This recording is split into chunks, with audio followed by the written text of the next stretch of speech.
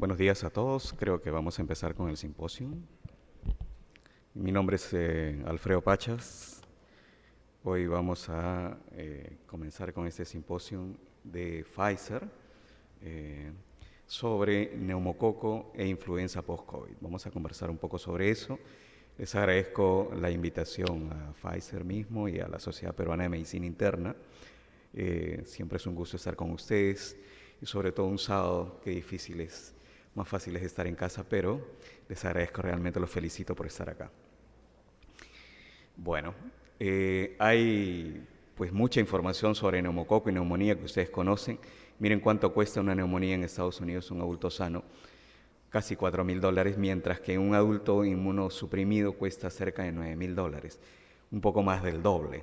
Lo cual significa que tenemos que saber identificar a quién es más importante poder proteger de este neumococo, porque recuerden que nuestros recursos no son ilimitados, no son infinitos, y pues vean ustedes cómo un paciente con enfermedad crónica, como por ejemplo una hipertensión arterial, el costo es de $6.000, y el de un paciente con VIH cuesta $9.000, por ejemplo, aquel que le da neumonía, ¿no? Y la tasa, por supuesto, va aumentando.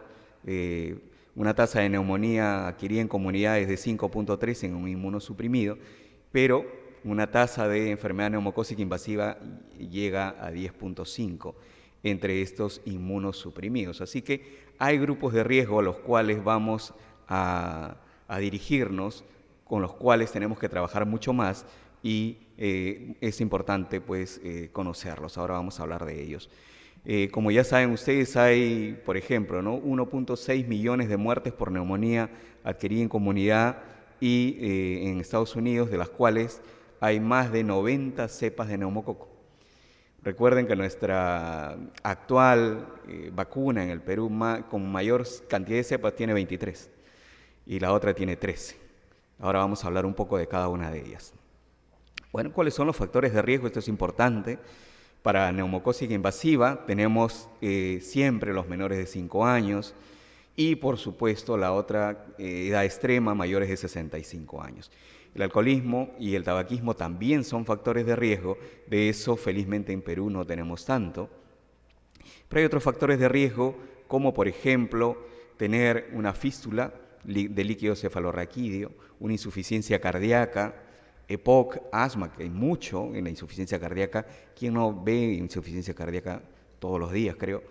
Una asplenia por cualquier motivo, diabetes, ya acaban de hablar de diabetes, ese es un factor de riesgo para neumococo, la cirrosis, que hay mucho también, aquí comemos mucho, hacemos mucho hígado graso, las enfermedades autoinmunes, el VIH del cual hablaba, diferentes tipos de cánceres, el trasplante, la enfermedad renal crónica y el uso de inmunosupresores como por ejemplo los corticoides. Entonces son diversos tipos de riesgo. Los que están hacia mi izquierda, hacia mi derecha, fístula, insuficiencia cardíaca, EPOC, asma, asplenia, diabetes y cirrosis, tienen un poco de riesgo. Pero los que están hacia el otro lado tienen mucho más riesgo: VIH, cáncer, trasplante, enfermedad renal crónica. Su riesgo es mucho mayor. Por tanto, vamos a hablar de grupos diferentes para hacer tratamientos o indicaciones diferentes. Esto es factores ambientales para enfermedad neumocócica invasiva. Tenemos haber tenido una infección previa, por ejemplo, por influenza, estar en un orfanato, en un asilo, en un cuartel y, muy importante, el contacto de adultos mayores con niños. Esto es importante porque muchos le tenemos miedo a que el adulto mayor le vaya a contagiar al niño, y es totalmente al revés. Es el niño quien viene con sus virus, y en este caso con el neumococo, que va a contagiar al adulto mayor, y ahora vamos a hablar un poco más sobre ese riesgo importante y cómo cambió durante el COVID. Por ejemplo, en diabetes. ¿Qué pasa con diabetes? Hay un 20% de diabéticos que son hospitalizados por neumonía. 20%, es bastante. Y de ellos, ¿ya? Solamente el 5% de estos hospitalizados habían sido vacunados, lo cual quiere decir que la vacuna funciona. Miren que cómo disminuye la posibilidad de hospitalizarse por una neumonía en un paciente vacunado. Y de ese grupo, solamente el 5% muere por neumonía. Quiere decir que la vacuna funciona y funciona muy bien en el paciente diabético. Esto es una vacunación ya en el paciente con enfermedad cardíaca, como verán. También hay algunas veces donde no llega a demostrarse que funciona adecuadamente. En este caso no hay un funcionamiento para lo que son los eventos adversos. Sin embargo, para lo que es todas las causas de mortalidad, ustedes podrán ver, perdón, vamos a ver, ¿cuál era? Ustedes podrán ver acá cómo para todas las causas de mortalidad sí hay una diferencia cuando los vacunamos. Hay un hazard ratio de 0,78, lo cual habla de una protección del 22%. Y contra neumococo, en EPOC, pues vean ustedes que hay una disminución de las neumonías y una disminución de las exacerbaciones también cuando vacunamos a estos pacientes. También sucede lo mismo en trasplante de células madre hematopoyéticas, ¿no? Donde incluso se recomienda hasta una cuarta dosis de la de 13 cepas, ¿no? Y hay diversos momentos donde colocar. Se dice coloque usted 3 dosis de la de 13 cepas a partir de desde niños que tengan 3 o 6 meses de edad, ¿no? Luego coloque a los 12 meses del trasplante, coloque la de 23, etc. Entonces, hay una serie de formas de ir vacunando a nuestros pacientes. Esto es, por ejemplo, la inmunogenicidad en enfermedad renal crónica. ¿Qué sucede? Vean ustedes cómo sí se forma mayor inmunogenicidad en pacientes postvacunados de neumococo, a pesar de que tienen la enfermedad renal crónica. Y ahora vamos a hablar un poco sobre qué sucede en el paciente que tiene una inmunodepresión o una enfermedad crónica versus un paciente sano. Evidentemente hay menos respuesta, la respuesta baja, y sin embargo es una respuesta importante, es una respuesta que todavía nos ayuda, ¿no? Esto es importante porque a veces nosotros tenemos miedo de vacunar a nuestro paciente inmunosuprimido, a nuestro paciente con una insuficiencia cardíaca o una enfermedad renal, y sin embargo todavía les ayuda. Ahora vamos a ir viendo esto. En VIH, por ejemplo, está claramente demostrado que es mejor usar Uy, alguien dejó abierto por acá su... Ya está. Ok. Y entonces le decía, en VIH es mejor usar la vacuna combinada, la vacunación combinada, primero poner la de 13 cepas y luego la de 23. Y sobre todo, es mejor usar cuando el paciente ya ha reconstituido su sistema inmune, es decir, a partir de su CD4 mayor de 200. Ahí es cuando yo idealmente debo vacunar.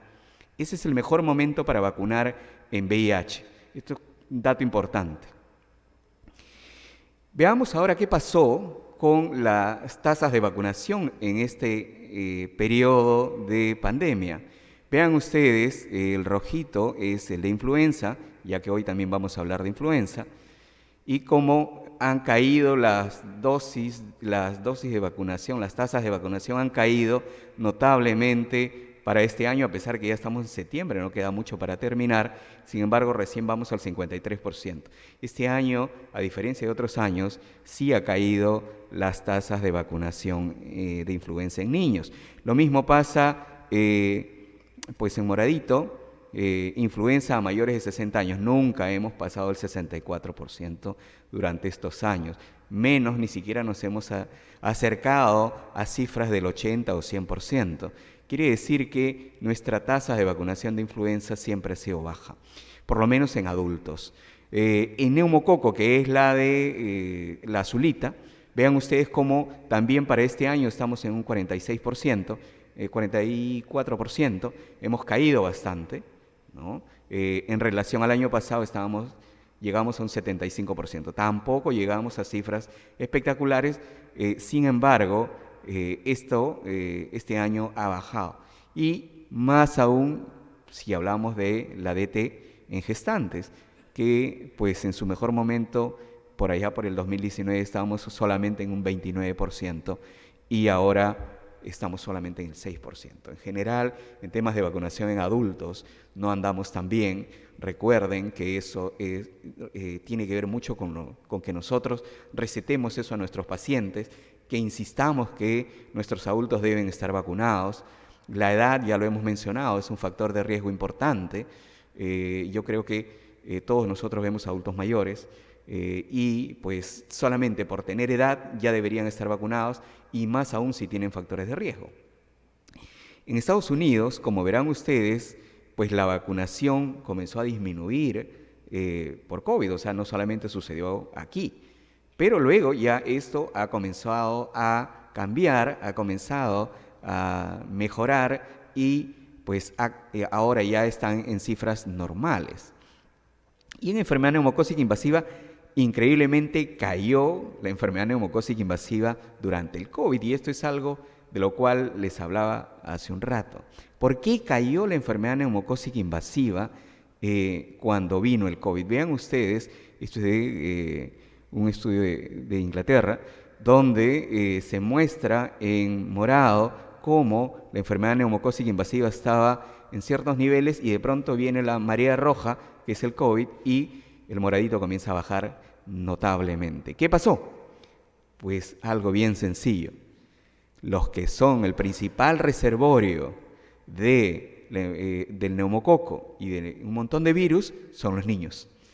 Los niños no estuvieron en contacto con sus abuelos durante todo este tiempo y pues bajó la enfermedad neumocócica invasiva.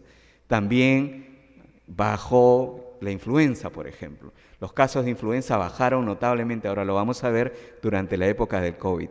Y básicamente la explicación es la misma.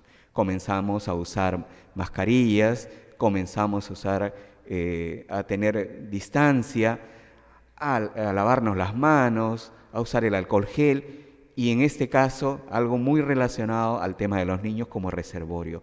Los niños son el principal reservorio del neumococo en este caso, y por eso cayó la enfermedad neumocócica invasiva en Estados Unidos durante este tiempo.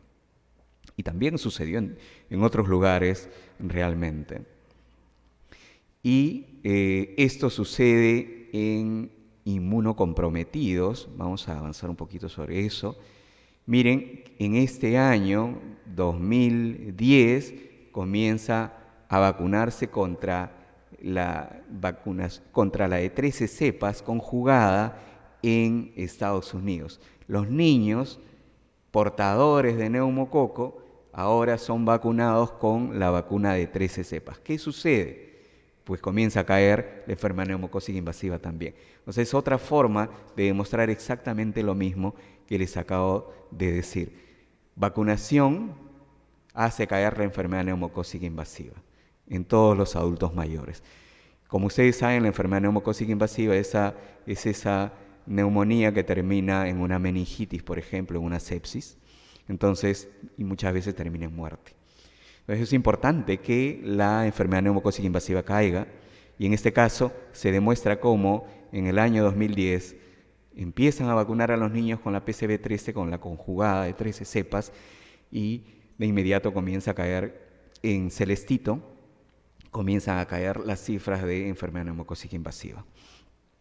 Y esto también es exactamente lo mismo en otro gráfico, como en moradito estaba la enfermedad neumocócica invasiva en los años 2007-2008, y luego para el 2013-2014 en amarillo, cómo comienzan a caer a pesar de tener diversas enfermedades, como estar fumando, tener EPOC, tener enfermedades cardíacas, diabetes, etc. En todos los casos hay una caída importante de enfermedad neumocócica invasiva. Por tanto, ahí se demuestra cuánto pues debemos de vacunar a nuestros adultos mayores. Y pues ahí también vemos cómo la enfermedad neumocócica invasiva va disminuyendo a pesar de que sean sensibles o no a los antibióticos. Otro detalle importante, y a veces nosotros nos ponemos a pensar si que pues hay un problema con el tema de susceptibilidad o no a los antibióticos. En ambos casos, bien que sean susceptibles o no a los antibióticos, igual disminuye la enfermedad neumocócica invasiva.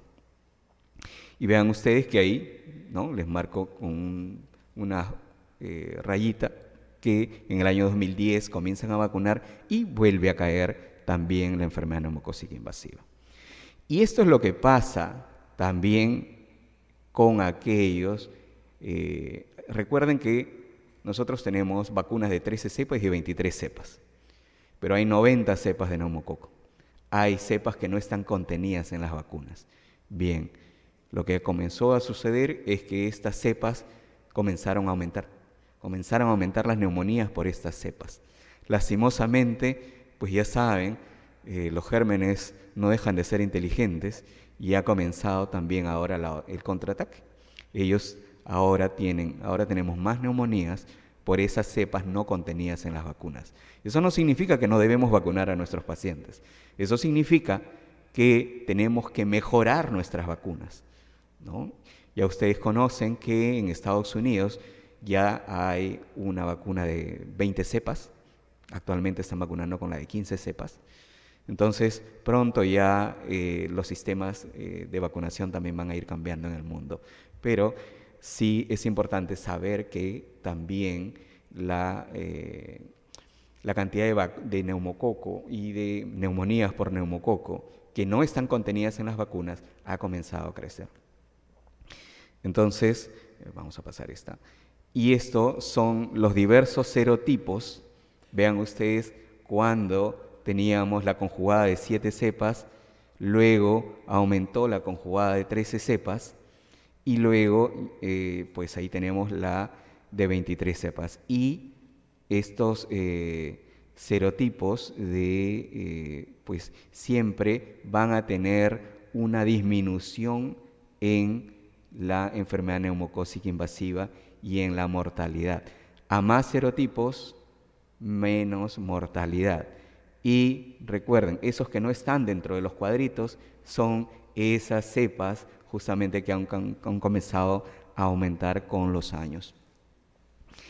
Y esto es un estudio importante de vacunación secuencial, es la que hoy, desde el año 2019, se recomienda por la CDC, vacunar primero con la de 13 cepas y luego con la de 23 cepas, y muestra claramente cómo hay una buena inmunogenicidad en los diversos serotipos contenidos en estas vacunas. Así que realmente funciona, porque todos queríamos saber si esta indicación, porque recuerden que primero nos dijeron vacunemos con la de 23, luego nos dijeron vacunen con la de 13 y ahora nos dicen vacunen con las dos.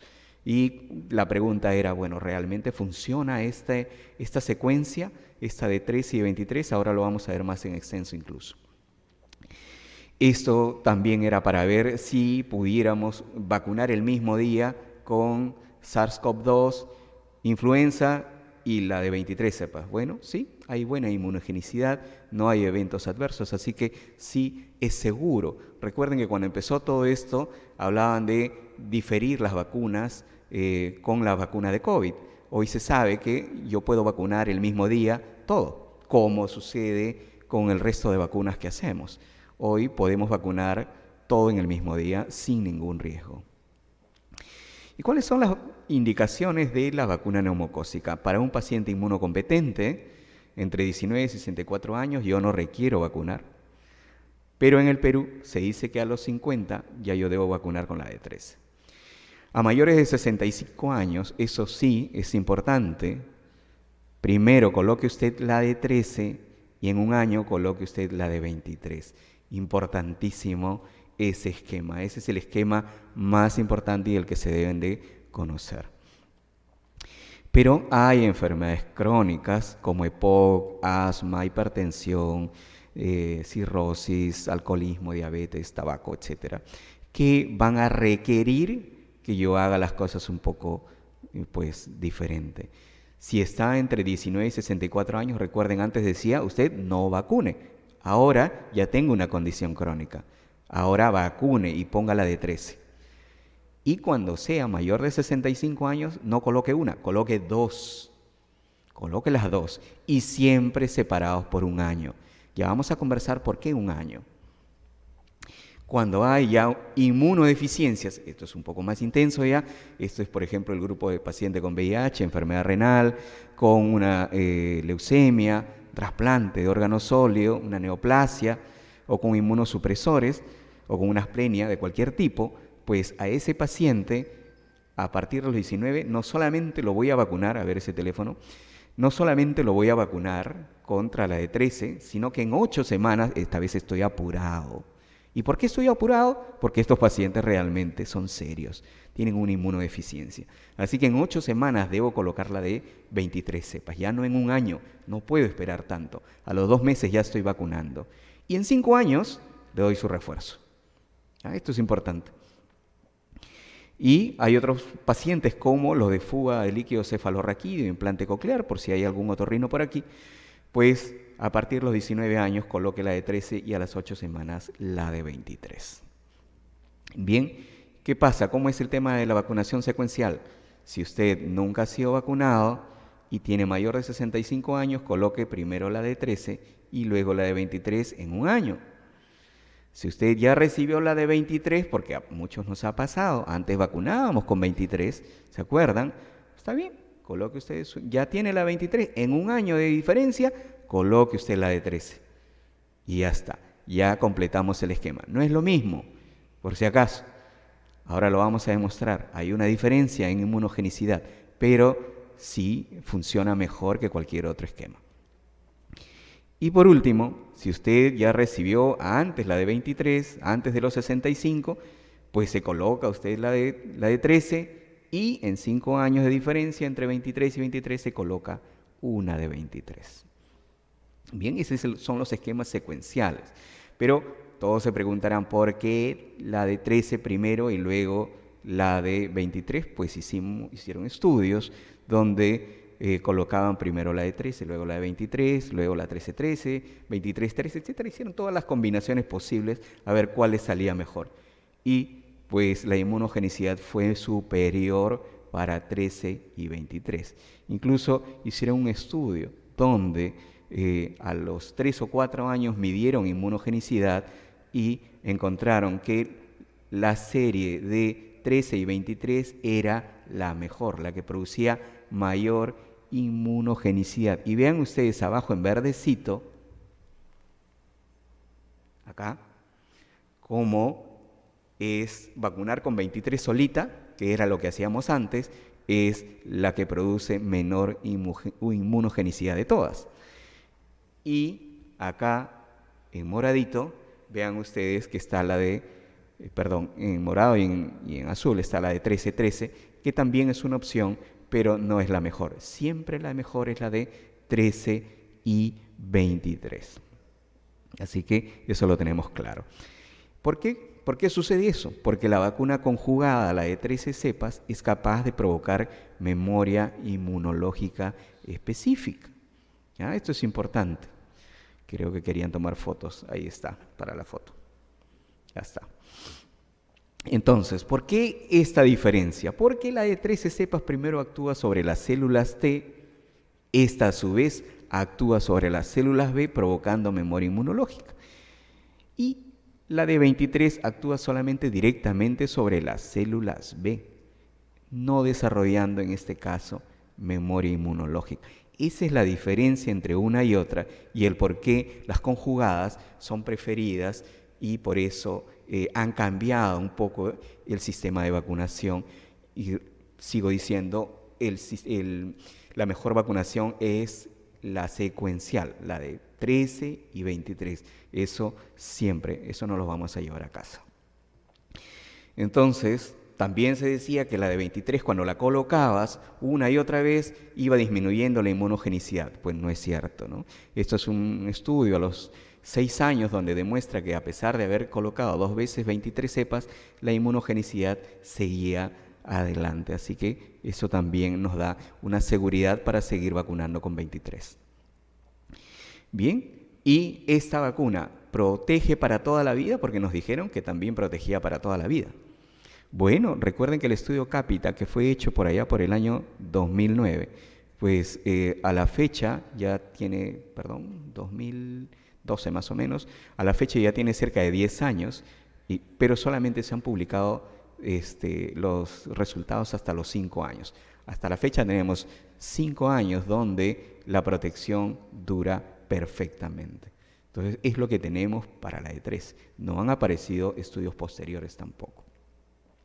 ¿Y cuánto es la eficacia? Esto es importante conocerlo. A pesar de que estamos ante una de las vacunas más eficaces del mercado, excepto las de COVID, que nos quejábamos porque estábamos cerca del 80 y tantos por ciento, 90%, bueno, vean ustedes, esta es la vacuna más eficaz en el mercado para neumococo. ¿Cuánto es eficacia? 73%. Y eso siempre y cuando la neumonía que nos dé sea con las cepas contenidas dentro de la vacuna. ¿Qué quiero decir con eso? Que no nos debíamos haber quejado de la de COVID, no era tan mala. Pues esto era lo que teníamos antes del COVID. Cuando desarrollaron ya la tecnología ARN, las cosas cambiaron un poco. Pero eso es virus, eso es bacterias, otro mundo, otra tecnología. Y bien, acá 73% en pues el mejor de los casos, pero puede ir cambiando. Y eso va cambiando, por ejemplo, en pacientes con factores de riesgo. Y ahí ya ese 73 se convierte en un 40%. Eso es nuestra eficacia. En los mejores casos, recuerden. Entonces, es importante. No se desanimen, tampoco significa que no funciona, porque eso, ya les mostré en las láminas anteriores, disminuye la mortalidad a pesar de todo. Ese 40% ha disminuido la mortalidad en diabéticos, como les mostré, en enfermedades cardíacas, etc. O sea, no es que esto no funcione. Sí funciona, pero no funciona a la maravilla que hubiéramos querido. A ver si vemos ese teléfono. En reumatología, pues acá es importante tener en cuenta, voy a pasar porque ya por el tiempo, voy a pasar un poquito. Metotrexate. Metotrexate disminuye la inmunogenicidad de la vacuna. Entonces, todos los DMARDs van a disminuir la respuesta a las de 13 cepas. ¿Quiénes más disminuyen? Ahí está, el metotrexate claramente se muestra cómo disminuye la respuesta a la vacuna. Los anti-TNF no disminuyen. Los anti-TNF para este caso no hay problemas. Puede usted usar anti-TNF y vacunar al mismo tiempo sin problemas. Pero el rituximab, tan usado, y sobre todo nosotros los neumólogos usamos mucho por el tema de fibrosis pulmonar, rituximab, pues disminuye la respuesta a esta vacuna de 13 cepas. Así que ya vean dos, DMARDs y la de 13 cepas. El rituximab. Algunos biológicos adicionales no tienen esos problemas. Sí, el rituximab, ¿no? Abatacept, tocilizumab no tienen problemas, pero vean ustedes cómo rituximab sí. ¿Ya? La seguridad es perfecta, qué pena que no se lea bien, pero la seguridad es buena. Y esto es lo que recomiendan para la vacuna de neumococo en un paciente con problemas reumatológicos. Si usted va a vacunar, vacune con una de 13 y luego en 8 semanas vacune con la de 23. Eso lo mismo que decíamos en pacientes con factores de riesgo, ¿no? Si ya se colocó usted la de 23 primero, no hay problema. En un año se coloca la de 13 cepas. ¿Ya? ¿Qué otra cosa? Hay que tener en cuenta el tema del rituximab y los DMARDs, y eso lo voy a ver acá. Vean, paciente que aún no ha recibido tratamiento inmunosupresor, ¿ya? Paciente que usted lo acaba de encontrar, ¿Qué hacemos? 2 a 3 semanas antes de iniciar la terapia inmunosupresora, ahí empiece a vacunar, ¿ah? Para que no tenga problemas. Ese paciente con DMARD, ese paciente con rituximab. Paciente que recibe DMARD, idealmente la vacuna debe realizarse en pacientes con poca inmunosupresión, y si ya están ya están en pleno uso de DMARD, vacúnalo en cualquier momento.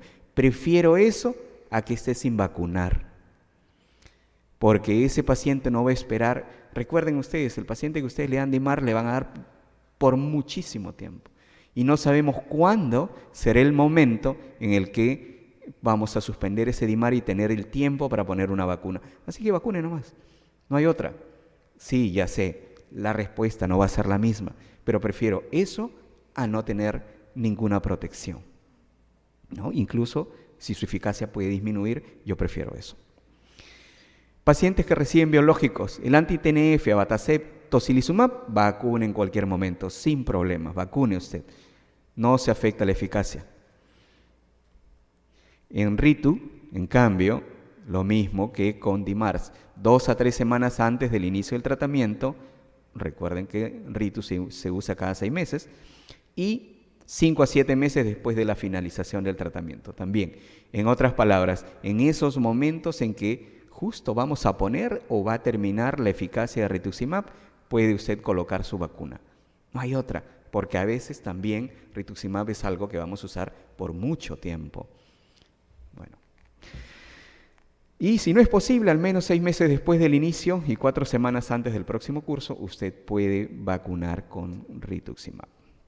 Influenza, ya para terminar, yo sé que ha sido una charla larga, pues la carga de influenza sintomática en Estados Unidos ha sido, esta temporada que pasó, entre 8 y 13 millones, las consultas médicas entre 3.7 y 6 millones, pero se siguieron hospitalizando entre 82 y 170 mil personas, y murieron entre 5 y 14 mil personas. O sea, la influenza sigue matando. La influenza no deja de ser una enfermedad importante. Sigue habiendo muertes por influenza. 10.000 muertes por influenza no es poco. Claro, Estados Unidos tiene 300 millones de habitantes. Nosotros tenemos 10 veces menos. Calculen 1.000 muertes por influenza en el Perú como promedio, que es lo que debe haber. Incluso pienso que más, porque nuestro sistema de salud no es tan bueno. Así que es probable que todavía tengamos muertes por influenza. Lo que pasa es que ya dejamos de medir eso. Estas son las hospitalizaciones por influenza, ¿no? Y cómo cayeron cuando sucedió lo del COVID. Eso es lo que les decía, porque comenzamos a estar en casa, aislados, mascarilla, alcohol gel, lavado de manos. Todo eso cambió notablemente las hospitalizaciones, las enfermedades por influenza. Y eso no solamente es en influenza, se deben haber dado cuenta que también en el resto de enfermedades respiratorias, en todas cambió. Tuvimos menores enfermedades respiratorias, y también se deben haber dado cuenta que ahora tenemos montones de enfermedades respiratorias. ¿Por qué? Porque nos estamos poniendo al día de todo lo que no sucedió. En niños, por ejemplo, yo también veo niños. Los niños que antes tenían 3 o 4 episodios al año, ahora tienen casi un episodio mensual de infecciones respiratorias. ¿Por qué? ¿Por qué ha sucedido todo esto de que estuvimos con la separación, estuvieron en casa los niños, y ahora que los niños han estado en contacto, pues comenzó algo diferente? Bien, entonces, los factores de riesgo para influenza son exactamente los mismos de los que hablamos hace un rato para enfermedad neumocócica invasiva. Pero hay algunos que tienen mayor riesgo, como las embarazadas, como los hogares de ancianos. En Estados Unidos los grupos minoritarios también tienen, grupos raciales, étnicos, tienen algún problema. Y los niños menores de 5 años siguen siendo grupos súper importantes. Es más, los niños menores de 5 años se hospitalizan más y mueren más incluso los que tienen menos de 6 meses.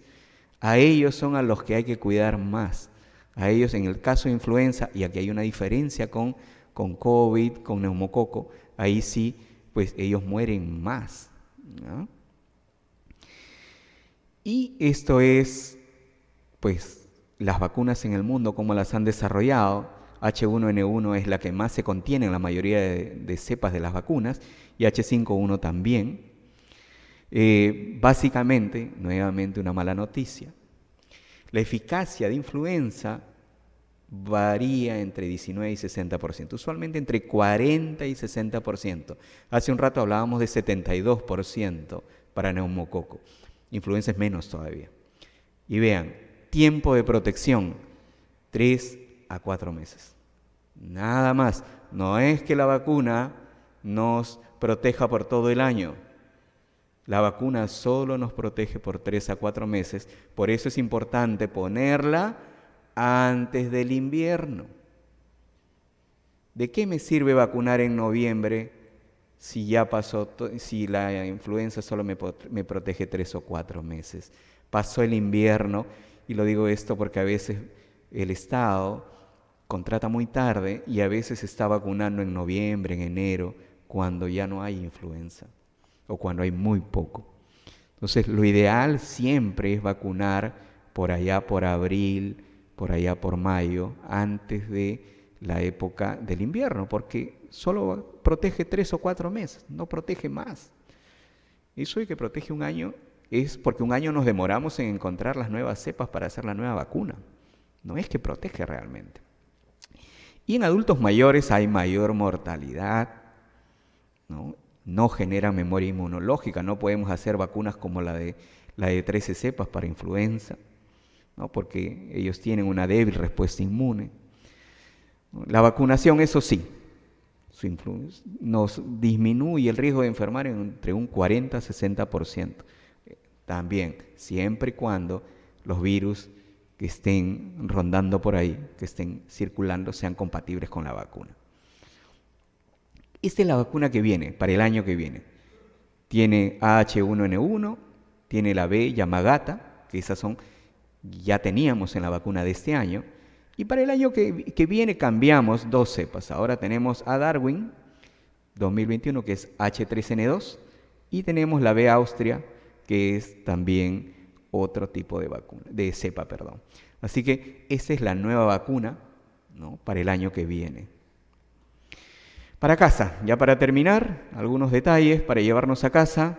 Las vacunaciones disminuyeron en los últimos 3 años, las tasas de vacunación. La presencia del COVID hizo caer la enfermedad neumocócica invasiva porque los niños son el principal reservorio de neumococo y de muchos virus. La contención del COVID redujo la transmisión de neumococo y de influenza y de otros virus, como ya lo habíamos mencionado. Coloque usted siempre primero la de 13 cepas y un año después la de 23, pero si ya le vacunaron contra 23, hágalo al revés. Primero 23 y luego 13 cepas, siempre con una diferencia de un año, pero eso sí, excepto en esos casos especiales donde hay inmunosupresión, que debe ser solo 2 meses de diferencia. La protección pues dura 5 años seguidos con la de 13, por lo menos es lo que sabemos hasta la fecha. La protección contra influenza solo dura 3 meses, también sabemos eso hasta la fecha. La de 13 cepas provoca memoria inmunológica, ¿no? Eso es importante. 73% es la eficacia máxima de la de neumococo, 40-60% eficacia de influenza. Y en grupos de riesgo, esa eficacia de neumococo baja 40-30%, ¿no? EPOC, asma, cirrosis, etc. Les agradezco mucho por su atención. Espero sus preguntas. Gracias.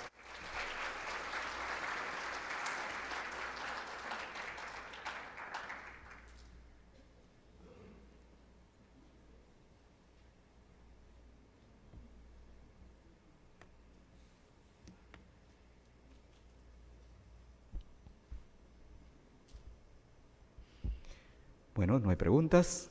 Les agradezco entonces a todos ustedes que tengan una buena tarde. Gracias nuevamente.